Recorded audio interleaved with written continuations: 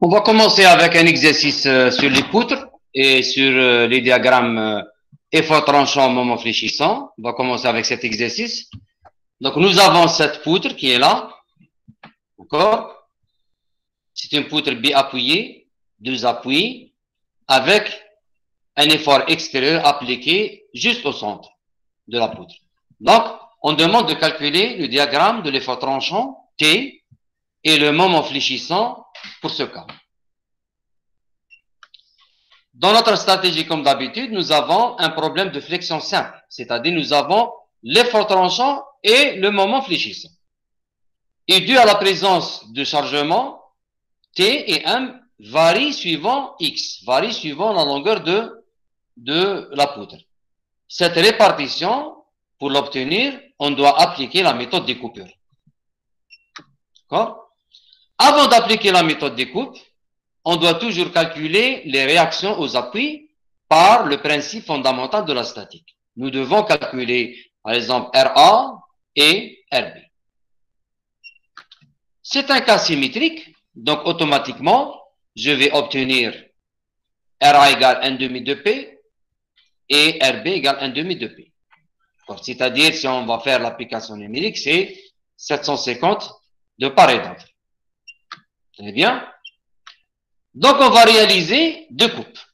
Pour avoir les équations, les expressions de T et de M, nous devons faire des coupes. Et là, nous avons deux coupes. Nous avons une coupe là, entre cette réaction et la force ponctuelle appliquée. Et nous avons aussi une deuxième coupe entre la force concentrée appliquée et la réaction RB. Bien, on va commencer avec la coupe 1. D'accord? C'est un exemple qu'on a déjà vu dans le cours, mais on va refaire pour mieux comprendre. Donc, je vais isoler le tronçon de gauche qui est là, et je vais chercher ce qui se passe dans cette coupe. Donc, je serai à droite de la coupe. Le tronçon, c'est le tronçon de gauche, et je vais chercher qu'est-ce qui se passe à droite de la coupe ici. J'ai le RA, d'accord? Je vais tracer l'effort tranchant V et le moment fléchissant M. À droite de la coupe, ces deux grandeurs sont positives dans les sens qui sont présentés dans cette figure. C'est-à-dire l'effort tranchant vers le bas et le moment antihoraire. Une fois isolé ce tronçon libre, toutes les forces autour seront considérées comme des forces extérieures et je vais appliquer la convention de signe convenable. Donc, je vais appliquer la PFS sur cet élément libre. Sigma des forces suivant Y égale à 0. Donc, RA, il est positif, il est vers le haut, plus RA. Le V, il est vers le bas, donc moins V. Je tire carrément V égale RA. RA, je l'ai déjà calculé, c'est la charge P sur 2. Pour le moment, par rapport à la coupe, n'oublions pas que la coupe, elle est là. Donc, sigma du moment par rapport à la coupe 1, vous avez M, il est positif, voilà. Et RA, il est négatif parce qu'il est horaire, donc c'est moins RA fois la distance, X. Donc, je tire M égale RAX, je remplace RA par PC2 et j'obtiens l'expression de M. Je vais passer maintenant à la coupe 2 et je vais appliquer la même méthodologie, c'est-à-dire, voilà les forces tranchantes sur la coupe qui est là, d'accord? Et là, le X, il varie de L sur 2 jusqu'à L. C'est-à-dire, si je reviens à la figure, X, il commence de là, toujours X, il commence de la partie gauche. Donc, la deuxième coupe, X, sa valeur, c'est de L sur 2 jusqu'à ici, donc jusqu'à L. Donc, c'est L sur 2 jusqu'à L. Et je vais appliquer la même chose, sigma des forces, sigma des moments, en respectant la convention du signe toujours. J'obtiens V égale moins P sur 2 et le moment fléchissant dans cette coupe égale à PL moins X sur 2. Et je vous rappelle que l'effort tranchant dans une coupe, elle est constant dans tout le tronçon. Même chose pour le moment fléchissant. Très bien.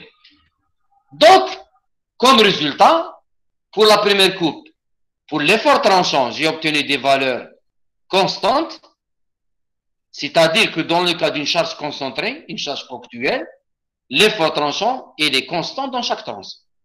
D'accord? C'est une valeur constante. Maintenant, pour le moment fléchissant, une fois que nous avons les expressions de moment, on va calculer ces valeurs aux différents points d'application des charges et des réactions. C'est-à-dire, une fois que vous avez les expressions dans les différentes coupes, par exemple, de moment, dans la première coupe, dans la deuxième coupe, on va s'intéresser aux points d'application des charges. C'est-à-dire, pour x égale ici, x égale à 0, pour x égale L sur 2, et pour x égale L. Donc, j'ai trois endroits où je dois remplacer par leur valeur consécutive de x pour pouvoir tirer les valeurs de moment fléchissant. Donc, nous avons x égale à 0, x égale L sur 2, x égale L. Très bien. C'est-à-dire, pour tracer le diagramme du moment, il faut toujours prendre les points d'application des forces et des réactions. Et vous devez avoir les valeurs de moment en ces points. Ensuite, vous allez voir l'expression de M. Est-ce que c'est une droite? Est-ce que c'est une parabole? Vous allez relier entre les points par une droite ou bien par une parabole. Très bien. Donc, pour x égale à 0, j'ai la valeur de M. Elle est égale à 0 parce que l'expression de moment, c'est cette expression. Donc, x égale à 0, donc c'est 0. Pour x égale L sur 2, vous remplacez x par L sur 2, vous obtenez PL sur 4. Et pour x égale L, on est dans la deuxième coupe. Donc, nous avons cette expression. Donc, x égale L. Donc, L moins L, c'est 0. Donc, une fois nous avons toutes les valeurs sur les points importants, qui sont les points d'application des forces, je vais relier avec des droites pour le moment fléchissant parce que l'expression de moment, c'est des fonctions linéaires de la distance. D'accord? Donc, c'est des droites. Donc, je vais tracer le diagramme. Bon, comment on trace le diagramme? Je vais disposer la figure de ma poutre. Au-dessous, je vais tracer l'effort tranchant. Et au-dessous, encore, je vais tracer le moment fléchissant.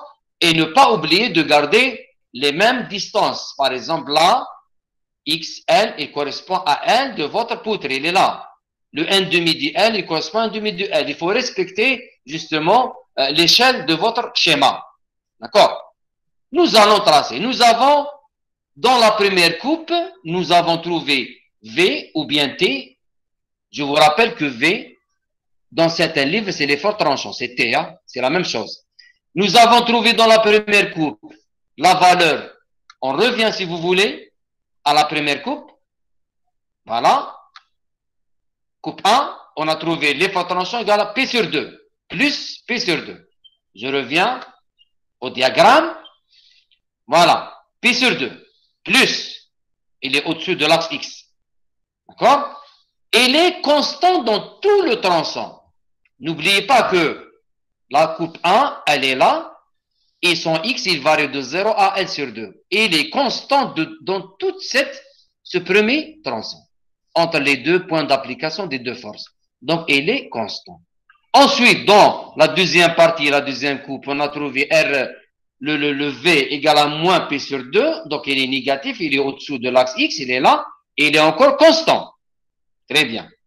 Et vous remarquez, dans le schéma, que le passage de la tronçon 1 vers le tronçon 2 correspond à une valeur de P. C'est la valeur de la charge. Là, vous avez P sur 2 et là, vous avez P sur 2. Donc, toute cette distance totale, c'est P.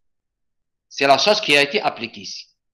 Pour le moment, nous avions trouvé auparavant 0 pour x égale à 0, 0 pour x égale N et cette valeur au milieu. Très bien. Donc, on est là, 0 pour x égale à 0, 0 pour x égale à N, et la valeur au milieu, c'est PL4 sur 4, sur 4, voilà, PL sur 4, c'est cette valeur qui est là, PL sur 4. Une fois que vous avez tracé les points importants, vous allez relier entre elles par des droites, parce que le moment, c'est une fonction linéaire de x. D'accord? Deuxième remarque. Deuxième remarque, le passage entre une valeur max, une valeur positive de l'effort tranchant vers une valeur négative de l'effort tranchant, elle correspond à un passage de la pente positive du moment vers une pente négative. Et la dernière remarque, c'est que la valeur de l'effort tranchant nul, elle correspond à la valeur de moment max, parce que l'effort tranchant T égale dm sur dx. Donc, si vous annulez T, vous annulez la différentielle, donc vous avez un maximum local qui est là. D'accord? Très bien.